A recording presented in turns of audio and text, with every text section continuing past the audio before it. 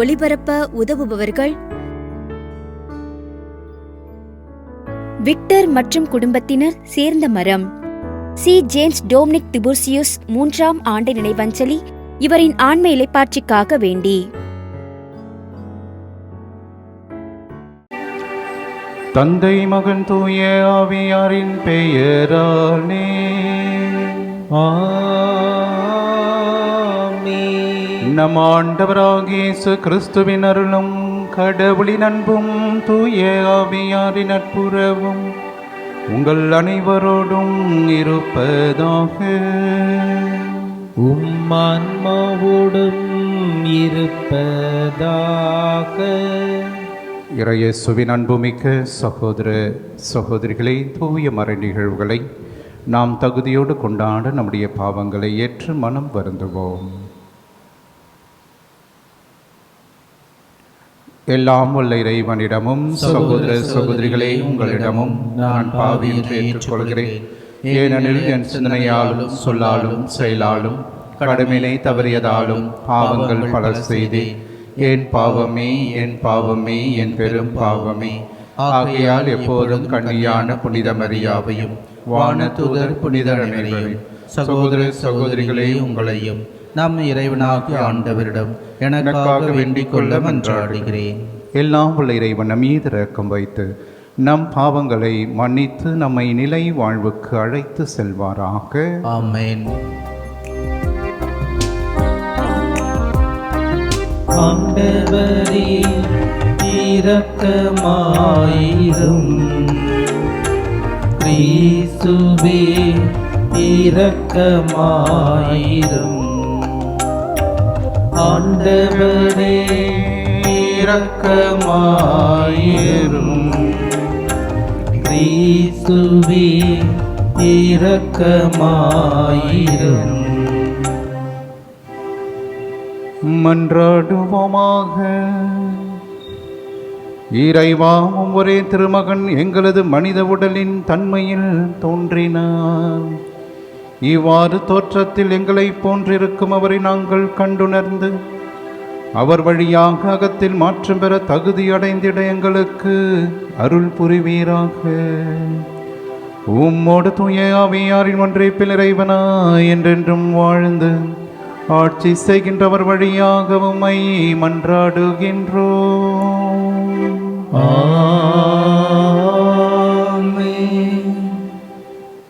திருத்தூதர் யோவான் எழுதிய முதல் திருமுகத்திலிருந்து வாசகம். அதிகாரம் 4, 7 முதல் 10 முடிய உள்ள இறை வாசகம். அன்பார்ந்தவர்களே, ஒருவர் மற்றவரிடம் அன்பு செலுத்துவோமாக. ஏனெனில் அன்பு கடவுளிடமிருந்து வருகிறது. அன்பு செலுத்தும் அனைவரும் கடவுளிடமிருந்து பிறந்தவர்கள். அவர்கள் கடவுளை அறிந்துள்ளார்கள். அன்பில்லாதோர் கடவுளை அறிந்து கொள்ளவில்லை. ஏனெனில் கடவுள் அன்பாய் இருக்கிறார். நாம் வாழ்வு பெறும் பொருட்டு கடவுள் தம் ஒரே மகனை உலகிற்கு அனுப்பினார். இதனால் கடவுள் நம்மீது வைத்த அன்பு வெளிப்பட்டது. நாம் கடவுள் மீது அன்பு கொண்டுள்ளோம் என்பதில் அல்ல, மாறாக அவர் நம்மீது அன்பு கொண்டு தம் மகனை நம் பாவங்களுக்கு கழுவாயாக அனுப்பினார் என்பதில்தான் அன்பின் தன்மை விளங்குகிறது. ஆண்டவர் வழங்கும் அருள்வாக்கு. இறைவனுக்கு நன்றி. பதிலுரை பாடல் பல்லவி. ஆண்டவரே, எல்லா இனத்தவரும் உமக்கு ஊழியம் செய்வார்கள். ஆண்டவரே, எல்லா இனத்தவரும் உமக்கு ஊழியம் செய்வார்கள். கடவுளே, அரசருக்கு உமது நீதி தீர்ப்பை வழங்கும். ஆற்றலை அழியும். அரச மைந்தரிடம் உமது நீதி விளங்கச் செய்யும்.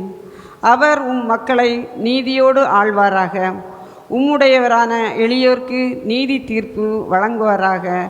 ஆண்டவரே, எல்லா இனத்தவரும் உமக்கு ஊழியம் செய்வார்கள். பல்லவி. ஆண்டவரே, எல்லா இனத்தவரும் உமக்கு ஊழியம் செய்வார்கள்.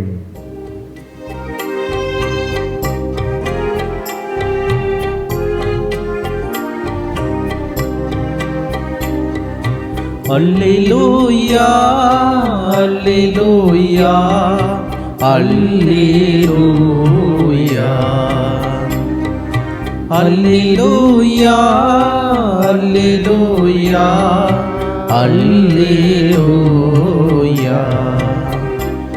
ஏழைகளுக்கு நற்செய்தியை அறிவிக்கவும், சிறைப்பட்டோர் விடுதலை அடைவர் என முழக்கமிடவும் ஆண்டவர் என்னை அனுப்பி உள்ளார். அல்லேலூயா அல்லேலூயா அல்லேலூயா அல்லேலூயா. ஆண்டவர் உங்களோடு இருப்பாராக. உம்மான்மாவோடும் இருப்பாராக. புனித மாற்கு எழுதிய தூய நற்செய்தியிலிருந்து வாசகம். ஆண்டவரே மாட்சி உமக்கே. அதிகாரம் 6 இறை திருவார்த்தைகள் 34 44 முடிய. இயேசு படகிலிருந்து கலிலேயா கடற்கரையில் இறங்கியபோது பெருந்திரளான மக்களை கண்டார். அவர்கள் ஆயரில்லா ஆடுகளைப் போல் இருந்ததால் அவர்கள் மீது பரிவு கொண்டு அவர்களுக்கு பலவற்றை கற்பித்தார். இதற்குள் நெடுநேரமாகிவிடவே சீடர் அவரிடம் வந்து, இவ்விடம் பாலை நிலம் ஆயிற்றே, ஏற்கனவே நெடுநேரம் ஆகிவிட்டது. சுற்றிலுமுள்ள பட்டிகளுக்கும் ஊர்களுக்கும் சென்று உண்பதற்கு ஏதாவது அவர்களே வாங்கிக் கொள்ளுமாறு நீர் மக்களை அனுப்பிவிடும் என்றனர். அவர் அவர்களிடம், நீங்களே அவர்களுக்கு உணவு கொடுங்கள் என்று பதில் அளித்தார். அவர்கள், நாங்கள் போய் 200 தெனாரியத்திற்கு அப்பம் வாங்கி இவர்களுக்கு உண்ண கொடுக்க வேண்டும் என்கிறீரா என்று கேட்டார்கள். அப்பொழுது அவர், உங்களிடம் எத்தனை அப்பங்கள் இருக்கின்றன, போய் பாருங்கள் என்று கூற, அவர்களும் பார்த்துவிட்டு 5 அப்பங்களும் 2 மீன்களும் உள்ளன என்றார்கள். அவர் எல்லாரையும் பசும்புல் தரையில் அமர செய்யும்படி சீடர்களை பணித்தார். மக்கள் 100 பேராகவும் 50 பேராகவும் வரிசை வரிசையாய் அமர்ந்தனர். அவர் அந்த 5 அப்பங்களையும் 2 மீன்களையும் எடுத்து வானத்தை அண்ணாந்து பார்த்து கடவுளை போற்றி அப்பங்களை பிட்டு அவர்களுக்கு பரிமாறுவதற்காக தம் சீடரிடம் கொடுத்தார். அவ்வாறே அந்த 2 மீன்களையும் எல்லாருக்கும் பகிர்ந்தளித்தார். அனைவரும் வயிறார உண்டனர். பின் எஞ்சிய அப்பத்துண்டுகளையும் மீன் துண்டுகளையும் 12 கூடைகள் நிறைய எடுத்தனர். அப்பம் உண்ட ஆண்களின் தொகை 5000. ஆண்டவரின் அருள்வாக்கு. கிறிஸ்துவே உமக்கு புகழ். இறையேசுவின் அன்புமிக்க சகோதர சகோதரிகளே, பகைவர்களால் கடத்தப்பட்டு யாருமே இல்லாத ஒரு தனி தீவிலே தனி மனிதராக விடப்பட்டவர். அந்த நேரத்திலே ஒன்றும் புரியாத குழப்பமான சூழலிலே எப்படி தப்பிப்பது, எப்படி கரை சேருவது, ஒரு சிறிய துடுப்பு கூட இல்லையே, என்னிடம் ஒன்றுமில்லையே என்று ஜெபிக்க ஆரம்பித்தவர் புனிதர். ஜெபித்தபோது அவர் இவ்வாறாக ஜெபித்தார்: ஆண்டவரே, நீரே என்னுடைய கரமாக மாற வேண்டும். இதோ நான் அணிந்திருக்கின்ற இந்த மேலுடையானது இதோ ஒரு படகாக ஆக வேண்டும், நீர் என்னோடு வழி நடத்தும் என்று சொல்லி தன்னுடைய மேலுடையை கடலிலே தூக்கி எறிந்து அந்த மேலுடையின் மீது அமர்ந்து ஒரு படகாக தன்னுடைய வாழ்க்கையிலே தன்னுடைய கரம் வைத்து கரை சேர்ந்த மாபெரும் புனிதர் புனித ரேமண்ட் பென்யாஃபோர்ட். அவரை தான் இன்று சிறப்பாக நாம் கொண்டாடி மகிழ்கின்றோம்.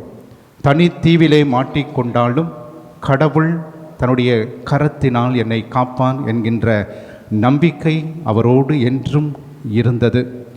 ஆகவேதான் தன்னுடைய வாழ்க்கையிலே மிக முக்கியமாக தன்னை முழுவதுமாக ஆண்டவருக்கு ஒப்பு கொடுத்தார். தன்னுடைய 20ஆம் வயதிலே சிறப்பாக திருச்சபை சட்டத்திலே மிகப்பெரிய ஒரு பேராசிரியராக திகழ்ந்தவர் புனித ரேமண்ட். அதே நேரத்திலே அன்னையினுடைய பக்தியிலே சிறந்தவராக இருந்தார். ஜெபமாலை ஜெபிக்கின்றவராக இருந்தார். காலையும் மதிய வேளையிலும் இரவு நேரையிலும் அவருக்கு நேரம் இருக்கின்ற போதெல்லாம் அன்னையோடு அவர் உரையாடி கொண்டிருந்தார். அதே நேரத்தில் ஞானத்தால் நிறைந்தவராக இருந்தார். மிக முக்கியமாக அப்போது சாமிநாதர் சபையிலே பிரபலமாக இருந்தவர் புனித ரெஜினால்ட். அவருடைய மறையுரைகளை கேட்டு கவர்ந்து இழுக்கப்பட்டவராக அவரும் சாமிநாதர் சபையிலே துறவியாக சேர்ந்தார் என்று வரலாறு சொல்லுகிறது. அதே நேரத்திலே உபகார அன்னை சபை என்கின்ற ஒரு சபையும் அவர் துவக்கினார். அவருடைய ஆற்றல், அவருக்கு இருந்த வாழ்க்கை முறையை கண்ட அரசன் ஜேம்ஸ் என்பவன் இதோ இந்த புனிதரைப் போல நான் இருக்க வேண்டும் என்று மனம் மாறினான் என்று அவருடைய வரலாற்றிலே நாம் பார்க்கின்றோம். ஆக இயேசுவின் பிரியமானவர்களே, இந்த புனிதர் தன்னுடைய வாழ்க்கையிலே இயேசுனுடைய கரம் அதை தன்னுடைய வாழ்வாக்கி தன்னுடைய வாழ்வை அவருக்காக ஒப்பு கொடுத்தவர் என்பதை இந்த நாளிலே நாம் புரிந்து கொள்ள அழைக்கப்படுகின்றோம். அன்புமிக்கவர்களே, 40 வயதான சையத் குலாப் என்பவர் மிக முக்கியமாக துபாயிலே அவர் ஒரு பெயிண்டராக வேலை செய்து கொண்டிருந்தார். அப்போது தன்னுடைய ஊராகிய பெங்களூரிலிருந்து ஒரு தகவல் வருகிறது. தன்னுடைய தங்கை மகள் மிகவும் நோய்வாய்ப்பட்டிருக்கிறார், மருத்துவமனையில் இருக்கின்றார் என்று. உடனடியாக அவர் அங்கிருந்து புறப்பட்டு ஓடோடி அந்த இந்திரா காந்தி மருத்துவமனை பெங்களூரிலே குழந்தைகள் மருத்துவமனைக்கு அவர் விரைந்து ஓடுகிறார். ஓடிய போது அவருடைய தங்கையும் அவருடைய புருஷன் அங்கே இருக்கின்றார். ஆகவே அவரை காண்கிற அவர்கள் மிகவும் சோர்ந்து போய் இருக்கின்றார்கள். ஏன் சோர்ந்து போய் இருக்கின்றீர்கள், என்ன ஆனது என்று தன்னுடைய தங்கையும் கணவரையும் அவர் அங்கே கேட்கின்றார். அப்போது அவர்கள் சொல்லுகிறார்கள், ஏறக்குறைய நாங்கள் 7 நாட்கள் ஒன்றும் உண்ணாமல் இருக்கின்றோம், மிக கொடிய வேதனையில் இருக்கின்றோம், பணமும் எங்களிடம் இல்லை, குழந்தையும் இவ்வாறாக இருக்கிறது என்கின்ற ஒரு நெகிழ்ச்சியான சம்பவத்தை இவரிடம் சொல்லுகிறார்கள். அப்போது முற்றிலும் பார்க்கின்றார். அந்த மருத்துவமனை வெளியில் ஏறக்குறைய பலரும் உணவு இல்லாமல் மிகவும் வேதனையுற்று இருப்பதை அவர் பார்க்கின்றார். ஆகவே தன்னுடைய துபாய் பயணத்தை ரத்து செய்து அந்த பெங்களூரிலே ஒரு சிறு வேலையை அவர் செய்ய ஆரம்பிக்கின்றார். அது மட்டுமல்ல, அன்றிலிருந்து தினமும் 100 நபர்களுக்கு தன்னுடைய சொந்த கரத்தினாலே உணவு சமைத்து அந்த மருத்துவமனை வளாகத்தில் இருக்கின்ற அனைவருக்கும் கொடுக்க ஆரம்பித்தார். ஆகவே தொடர்ந்து அவர் ஒவ்வொரு நாளும் இன்னும் அதிகமான மக்களுக்கு இலவசமாக உணவு சமைத்து தர வேண்டும் என்று தன்னுடைய இல்லத்தையே ஒரு கிச்சனாக, ஒரு சமையல் கூடமாக மாற்றி இன்று ஏறக்குறைய 500 பேருக்கு தன்னுடைய சொந்த கரத்தினாலே சமைத்து அனைவருக்கும் கொடுத்துவிட்டு வேலைக்கு செல்கின்ற ஒரு சாதாரண ஒரு மனிதனாக இருக்கின்றவர் இந்த சையத் குலாப். அவரை பற்றி தான் சிறப்பாக பலரும் அந்த பெங்களூரிலே மிகவும் முக்கியமான ஒரு நபராக, ஏழைகளினுடைய நண்பராக, பசியில் இருக்கின்றவர்களுக்கு உணவு தருகின்ற ஒரு நபராக போற்றி புகழ்கின்றார்கள்.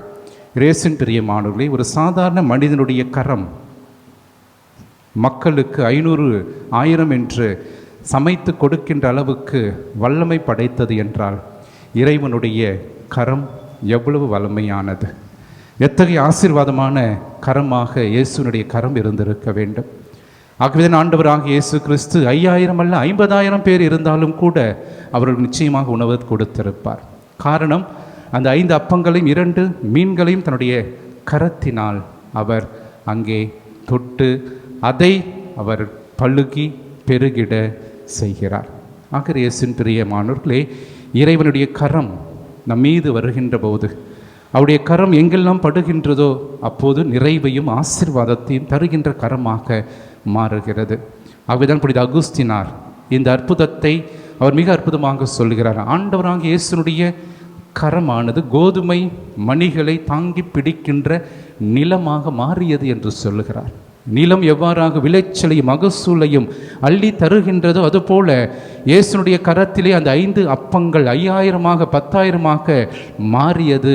காரணம், அவரே படைப்பின் தொடக்கம், படைத்தவரும் அவரே என்று மிக அற்புதமாக இந்த வார்த்தைகளை சொல்லி அவர் தியானிக்க அழைக்கின்றார்.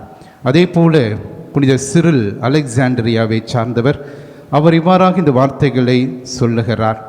ஆண்டவராகிய இயேசு கிறிஸ்துனுடைய கரம் பட்டவுடனே அந்த 5 அப்பங்களும் 2 மீன்களும் ஏராளமாக அவை குவியல் குவியலாக மாறியது என்றும், அதே நேரத்திலே இன்னும் குவியல்களாக 12 கூடைகளையும் அவர்கள் எடுத்தார்கள் என்றால் இயேசுனுடைய வல்லமை, அவரோடு இருந்த அந்த அற்புதத்தின் ஆசிரை நாம் புரிந்து கொள்ள அவர் அழைக்கின்றார்.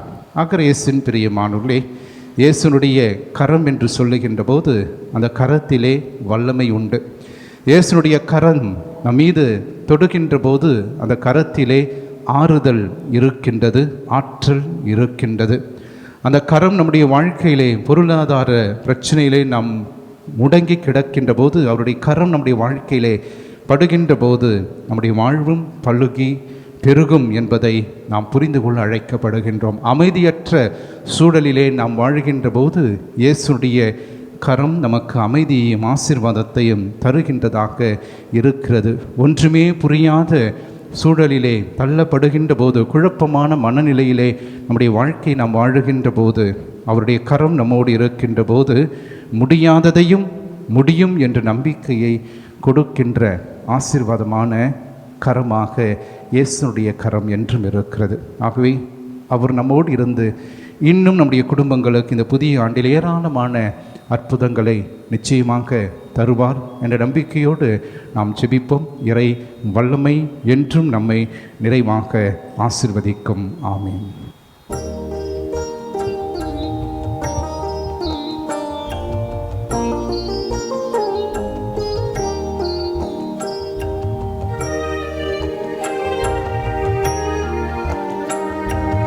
மண்ணிற்கு விண்ணதன் காணிக்கை, மேகங்கள் சிந்திடும் நீர் துளியோ.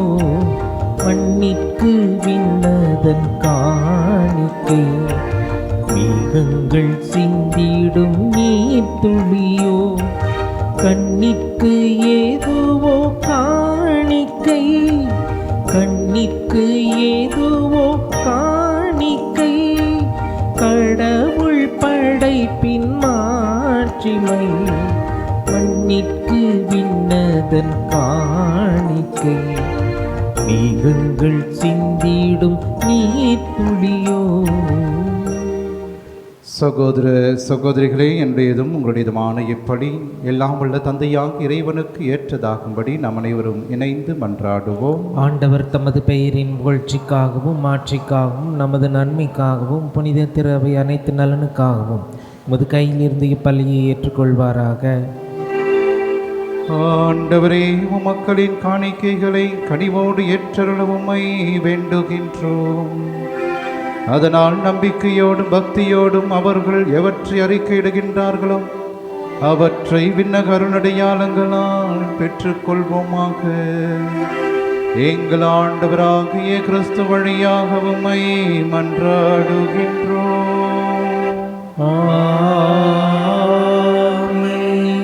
ஆண்டவர் உங்களோடு இருப்பாராக, ஆன்மாவோடும் இருப்பாராக. இதயங்களை மேலே எழுப்புங்கள். ஆண்டவரிடம் எழுப்பியுள்ளோம். நாம் இறைவனாகி ஆண்டவருக்கு நன்றி கூறுவோம். அது தகுதியும் நீதியும் ஆனது. ஆண்டவரே, தூயவரான தந்தையை, என்றும் உள்ள எல்லாம் உள்ள இறைவா, எந்நாளும் எவ்விடத்திலும் நாங்கள் உமக்கு நன்றி செலுத்துவது மெய்யாகவே தகுதியும் நீதியுமாகும், எங்கள் கடமையும் மீட்புக்குரிய செயலுமாகும். ஏனெனில் பிற இனத்தாருக்கு ஒளியாகிய கிறிஸ்துவில் எமது மீட்பின் மறைபொருளை அவர் வெளிப்படுத்தினார். சாவுக்குரிய எங்களது மனித தன்மையில் அவர் தோன்றிய போது அவருக்குரிய சாகா தன்மையின் மாட்சியால் எங்களை புதுப்பித்தார். ஆகவே வானதூதர், முதன்மை வானதூதரோடும் அரியணையில் அமர்வோர், தலைமை தாங்குவோரோடும் வான்படைகளின் அணிகள் அனைத்தோடும் சேர்ந்து நாங்கள் உமது மாட்சிமையை புகழ்ந்து முடிவின்றி சொல்வதாவது: தூயவர் தூயவர் தூயவர், வான்படைகளின் கடவுளாம் ஆண்டவர், விண்ணகமும் மண்ணகமும் உமது மாட்சியால் நிறைந்துள்ளன. உன்னதங்களிலே ஓசன்னா. ஆண்டவர் பேரால் வருகிறவர் ஆசி பெற்றவர். உன்னதங்களிலே ஓசன்னா. ஆண்டவரே, நிர்மையாகவே தூயவர், தூய்மை அனைத்திற்கும் ஊற்று. ஆகவே உம்முடைய ஆவியை பொழிந்து இக்காணிக்கைகளை தூய்மைப்படுத்த உம்மை வேண்டுகின்றோம். இவ்வாறு எங்கள் ஆண்டவர் இயேசு கிறிஸ்துவின் உடலும் இரத்தமுமாக எங்களுக்கு இவை மாறுவனவாக. அவர் பாடுபட உளம் கனிந்து தம்மை கையளித்த போது அப்பத்தை எடுத்து நன்றி செலுத்தி அதை பிட்டு தம் சீடர்களுக்கு அளித்து கூறியதாவது: அனைவரும் இதிலிருந்து பெற்று உண்ணுங்கள், ஏனெனில் இது உங்களுக்காக கையளிக்கப்படும் என் உடல்.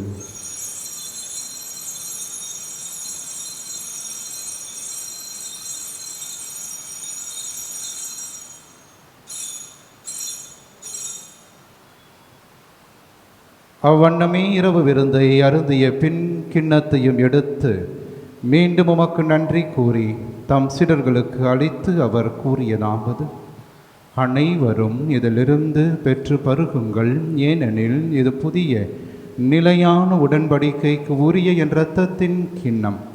இது பாவ மன்னிப்புக்கென்று உங்களுக்காகவும் பலருக்காகவும் சிந்தப்படும். இதை என் நினைவாக செய்யுங்கள்.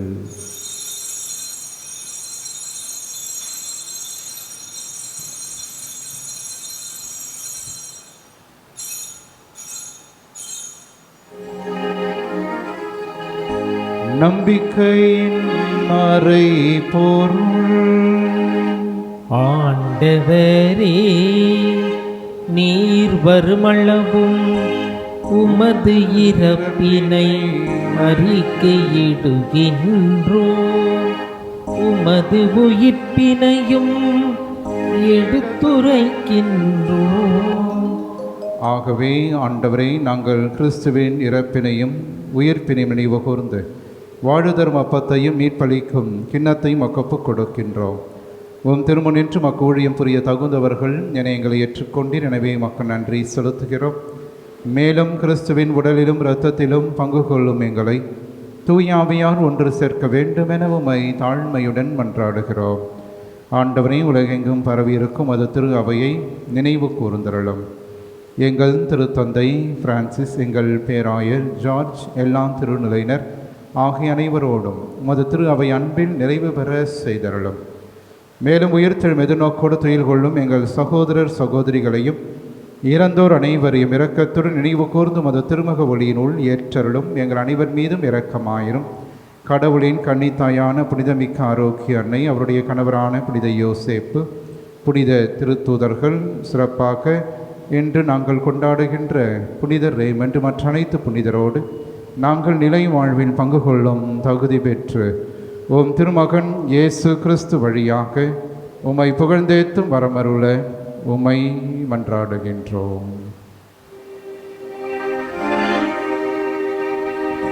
இவர் வழியாக இவரோடு இவரில் எல்லாம் வல்ல இறைவனாகிய தந்தையே, தூய ஆவியாரின் ஒன்றிப்பில் எல்லா புகழும் ஆட்சியும் என்றென்றும் உமக்கு உரியதே. ஆமென், ஆமென், ஆமென்.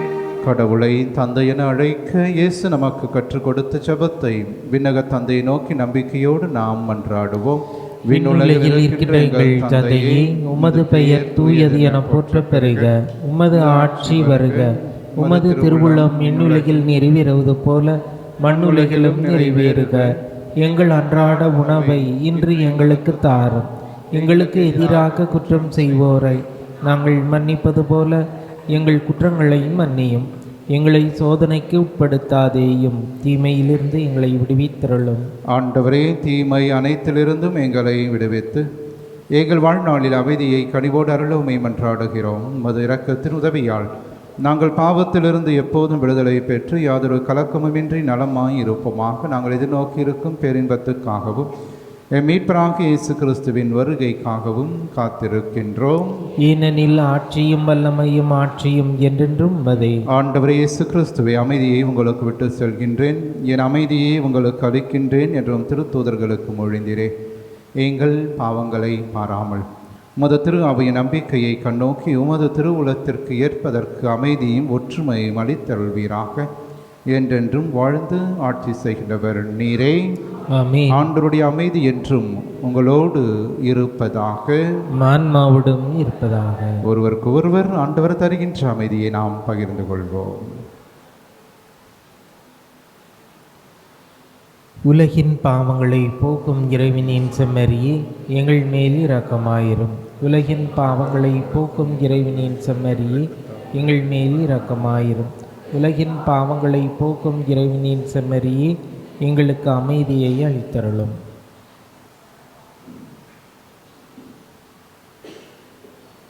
இதோ இறைவனின் செம்மறி, இவரே உலகின் பாவங்களை போக்குபவர். நம்முடைய அன்றாட குடும்ப வாழ்விலே நமக்கு எதிராக வருகின்ற எல்லா தீமைகள், துன்பங்கள், தீராத கடன் சுமைகள், உடல் உள்ளத்தை வாட்டும் நோய்கள், அழகையினால் வருகின்ற சோதனைகள், இவை அனைத்திலிருந்து நம்மை தினந்தோறும் காத்து வழிநடத்துகின்ற உயிருள்ள இயேசு கிறிஸ்து இவரே. இவருடைய திருவிருந்திற்கு அழைக்க பெற்ற நாம் அனைவருமே பேறு பெற்றோர். ஆண்டவரே, நீர் நிலத்தில் எழுந்தருளிவர நான் தகுதியற்றவன், ஆனால் ஒரு வார்த்தை மட்டும் சொல்லியருளும், எனது ஆன்மா நலமடையும். கிறிஸ்துவின் திருவுடல் திருரத்தம் நம்மை காத்து நிலை வாழ்வு நமக்கு அளிப்பதாக. ஆமென். அருள்மழை பொழியும் ஆரோக்கிய தாயே, துன்பப்படுவோரின் துயர் துடைக்கும் தயமிகு தாயே, இதோ அசைக்க முடியாத முழு நம்பிக்கையுடன் உமது திருத்தலத்தில் கூடியுள்ளோம். உமது வல்லமையுள்ள மன்றாட்டினால் எங்களை காத்திருளும். நாங்கள் எவ்வித தவறிலும் கேட்டிலும் விழாதபடி எங்களை கரம்பிடித்து வழிநடத்தும் தாயே, எல்லாவற்றிற்கும் மேலாக இறை இயேசுவையே அன்பு செய்யவும் அவருக்காகவே வாழவும் எங்களுக்கு துணை செய்வீராக. ஏழைகளையும் ஆதரவற்றவர்களையும் அன்புடன் அரவணைக்கும் அன்னையே, எங்கள் ஆண்டவர் இயேசு கிறிஸ்துவோடு ஒன்றித்திருக்கின்ற நீர் சக்தி மிக்கவராய் இருக்கின்றீர். அம்மா, நாங்கள் கேட்பதை தட்டாமல் தருகின்ற அன்பு தாயே, துன்பத் துயரங்களிலிருந்து எங்களை காப்பாற்றும். தீராத வியாதி வருத்தங்களிலிருந்து விடுவித்தருளும். வறுமையில் வாடும் எங்கள் வாழ்வை வளமாக்கும். அமைதின்றி அலையும் எங்களுக்கு ஆறுதல் தாரும். வாழ்வதற்கு அறியாத வருந்தும் எங்களுக்கு வாழ வழிகாட்டும். எங்கள் குடும்பங்களையும் தொழிலையும் ஆசீர்வதித்து பாதுகாத்தருளும் தாயே. ஆமேன். நன்றியோடு மன்றாடுவோமாக.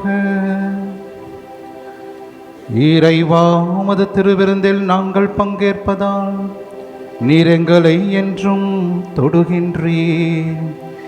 இவ்வாறு அதனுடைய ஆற்றலின் விளைவை எங்கள் இதயங்களில் செயல்பட செய்து அதே கொடையினால் உமது அருள் இரக்கத்தை பெற்றுக்கொள்ளவும் நாங்கள் தகுதி பெறுவோமாக. எங்கள் ஆண்டவராகிய கிறிஸ்து வழியாக உம்மை மன்றாடுகின்றோம்.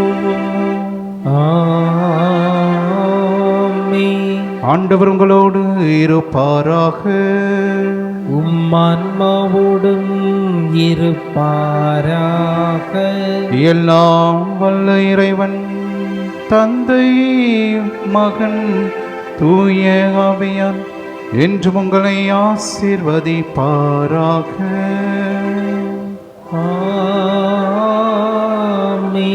ஆரோக்கியனின் ஆசீரோடு சென்று வாருங்கள். திருப்பலி நிறைவேறிற்று. இறைவனுக்கு நன்றி. திருப்பலி ஒளிபரப்ப உதவியவர்கள்: